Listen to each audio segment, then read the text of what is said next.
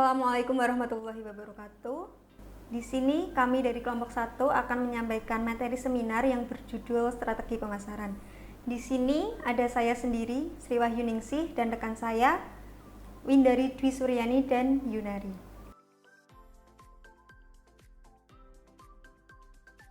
Strategia yang berasal dari kata stratos yang berarti militer dan ak yang berarti memimpin, yang artinya seni atau ilmu untuk menjadi seorang jenderal. Konsep ini relevan dengan situasi pada zaman dulu yang sering diwarnai perang, di mana seorang jenderal dibutuhkan untuk memimpin suatu angkatan perang agar dapat selalu memenangkan perang. Strategi juga bisa diartikan sebagai suatu rencana untuk pembagian dan penggunaan kekuatan militer dan material pada daerah-daerah tertentu untuk mencapai tujuan tertentu. Konsep strategi dapat didefinisikan menjadi dua perspektif, yaitu yang pertama, dari perspektif apa yang suatu organisasi ingin lakukan atau intent to do, dan yang kedua yaitu dari perspektif apa yang organisasi akhirnya lakukan, eventualitas. Berdasarkan perspektif yang pertama dapat didefinisikan sebagai program untuk menentukan dan mencapai tujuan organisasi dan mengimplementasikannya. Sedangkan berdasarkan perspektif yang kedua dapat didefinisikan sebagai pola tanggapan atau respon organisasi terhadap lingkungannya sepanjang waktu. Komponen strategi operasional dibuat untuk mendukung penerapan misi dan strategi perusahaan, yaitu sebagai berikut. Yang pertama ada strategi kualitas. Perusahaan harus menentukan persepsi konsumen mengenai kualitas yang diharapkan. Yang kedua ada strategi produk. Strategi mengenai produk sangat bergantung pada proses transformasi. Strategi ini meliputi biaya produksi, kualitas, dan keputusan penggunaan sumber daya manusia dan interaksi dengan desain produk. Yang ketiga ada strategi proses. Pengambilan keputusan terhadap proses menyangkut komitmen yang diambil oleh pihak manajemen. Dan yang terakhir ada strategi fasilitas.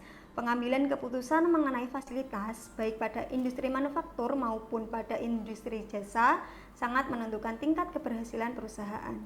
Perbedaan strategi level korporasi, strategi level unit bisnis, dan strategi level fungsional. Strategi level korporasi. Strategi level korporasi dirumuskan oleh manajemen puncak yang mengatur kegiatan dan operasi organisasi yang memiliki lini atau unit bisnis lebih dari satu. Strategi level unit bisnis. Strategi level unit bisnis ini lebih diarahkan pada pengelolaan kegiatan dan operasi suatu bisnis tertentu. Strategi level fungsional. Strategi level fungsional ini merupakan strategi dalam kerangka fungsi-fungsi dari sebuah manajemen. Tujuan pengembangan dari strategi fungsional adalah untuk mengkomunikasikan tujuan jangka pendek, menentukan tindakan-tindakan yang dibutuhkan untuk mencapai tujuan jangka pendek, dan untuk menciptakan lingkungan yang kondusif bagi pencapaian tujuan tersebut.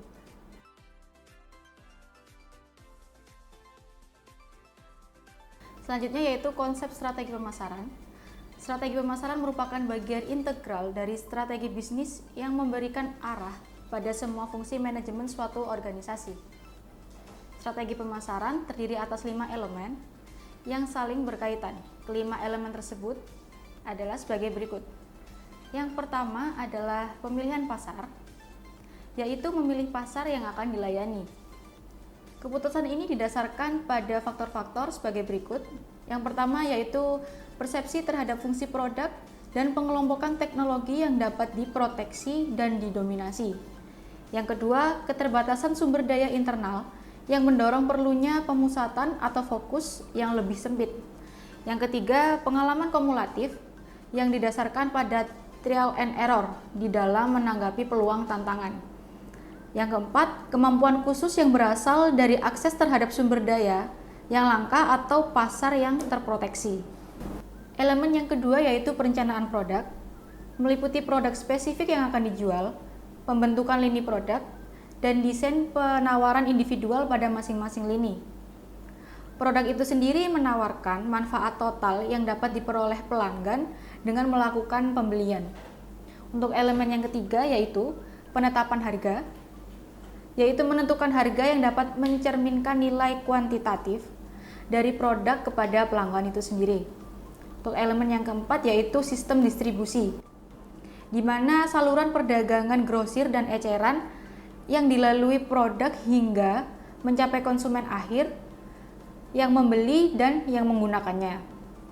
Elemen yang kelima yaitu komunikasi pemasaran atau promosi yang meliputi periklanan, personal selling, promosi penjualan, direct marketing, dan public relation. Selanjutnya yaitu faktor penimbangan dalam pendekatan analisis perubahan strategi pemasaran.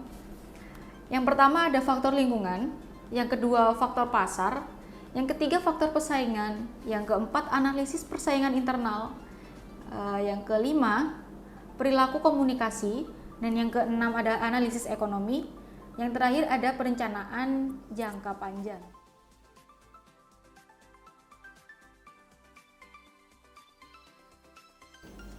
Konsep strategi ini dibicarakan secara formal pertama kali oleh orang Yunani. Walaupun saat itu lebih ditekankan pada konteks militer, bukan pada aplikasi pemasaran itu sendiri. Strategi bisnis dan pemasaran baru dikenal beberapa setelah abad kemudian. Sedangkan perencanaan strategik formal dimulai pada awal periode setelah Perang Dunia Kedua. Sejak saat itu, strategi telah mengalami 4 fase perkembangan strategi pemasaran, yakni sebagai berikut. Yang pertama ada budgeting and overall strategy, dekade 1950-an. Yang kedua ada perencanaan jangka panjang, dekade 1960-an. Yang ketiga ada formula planning, dekade 1970-an. Dan yang keempat ada strategic thinking, semenjak 1980-an hingga saat ini. Budgeting and overall strategy merupakan praktik keuangan dan akuntansi untuk mengalokasikan dana dalam suatu perusahaan. Budgeting yang memungkinkan perusahaan untuk mengendalikan operasinya sering disebut perencanaan keuangan dasar atau bisa disebut dengan basic financial planning. Perencanaan jangka panjang.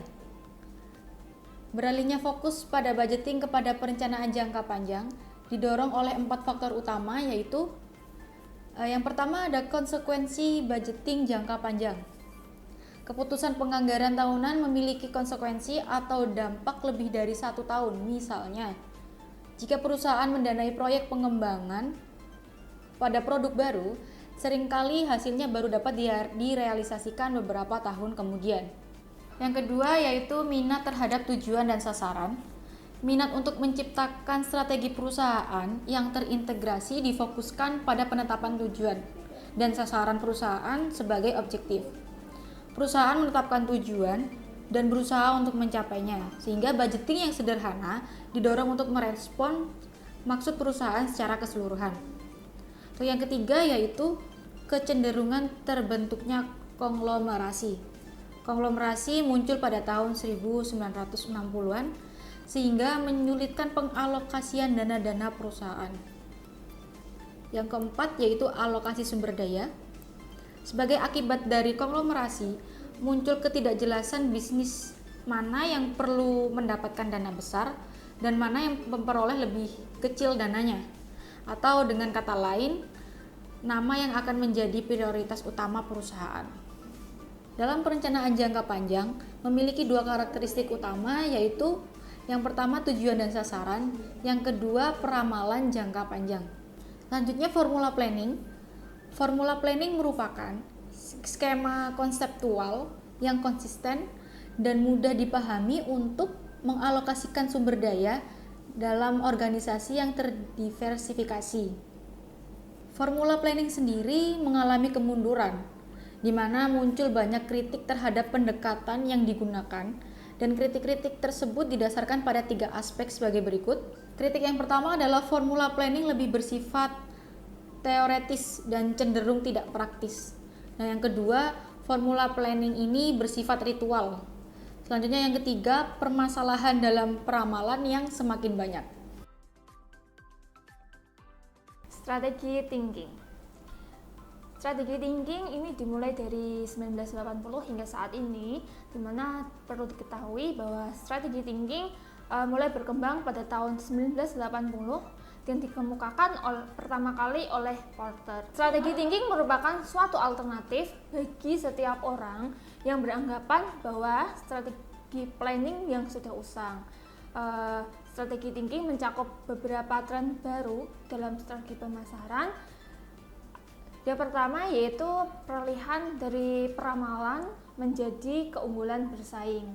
Di dalam keunggulan bersaing memiliki 5 karakteristik. Yang pertama yaitu kompetensi khusus, yang kedua menciptakan persaingan tidak sempurna, yang ketiga berkesinambungan, yang keempat kesesuaian dengan lingkungan eksternal, yang kelima yaitu laba yang lebih besar daripada laba rata-rata di dalam industri. Karakteristik yang kedua yaitu peralihan dari elitis menjadi egalitarianis. Di dalam strategi thinking, orang yang melakukan perencanaan adalah setiap pihak yang akan mengimplementasikan rencana tersebut. Dengan demikian, konsep ini sejalan dengan manajemen partisipatif. Idealnya setiap anggota organisasi berpikir secara strategik mengenai kebutuhan pelanggan, persaing, dan keunggulan bersaing. Karakteristik yang ketiga yaitu peralihan dari pesaing menjadi pesaing dan pelanggan. Di strategi thinking menawarkan pandangan yang lebih seimbang antara pelanggan dan pesaing sebagai sumber keuntungan bersaing. Karakteristik yang keempat yaitu peralihan dari perhitungan menjadi kreativitas. Nah, di dalam karakteristik ini perspektif yang lebih bersifat kualitatif juga perlu dipertimbangkan di dalam penyusunan strategi. Oleh karena itu, di dalam penyusunan strategi pemasaran sangat dibutuhkan adanya suatu kreativitas. Karakteristik yang terakhir yaitu peralihan dari bersifat kaku menjadi fleksibel. Strategi sebelumnya yaitu strategi planning bersifat sangat kaku, dan hal ini menimbulkan banyak sekali kritik.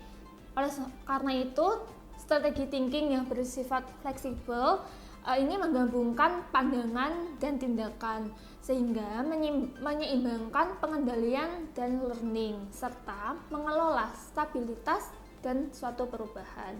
Pembahasan terakhir yaitu terkait manfaat pesaing usaha. Pesaing usaha menghadirkan berbagai manfaat bagi pelaku bisnis yang seringkali datangnya tidak terduga. Ada beberapa manfaat yaitu menghadirkan motivasi tinggi bagi pelaku usaha. Bisa dikatakan persaingan dapat disebabkan karena adanya kesalahan yang dapat dijadikan peluang bagi pelaku bisnis yang lainnya. Manfaat yang kedua yaitu membantu keluar dari zona nyaman.